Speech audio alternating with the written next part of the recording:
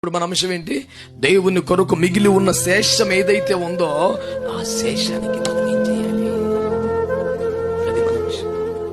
ఆ శేషానికి మనం ఏమి చేయాలి అంటే, నేను చెప్పేది మనం డబ్బులు ఇవ్వక్కర్లేదు, మనం ఏదో పెద్ద పెద్ద సహాయాలు చేయక్కర్లేదు, కనీసం వారితో నిలబడాలి. ఆమేనండి.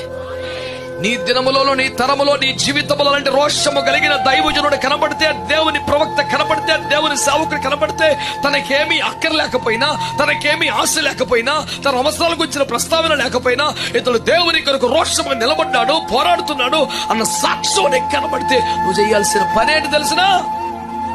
వారికి తోడుగా నిలబడాలి, వారికి సహకరించాలి, వారితో కలిసి పోరాడాలి. గట్టిగా ఆమేన్ చెప్పండి.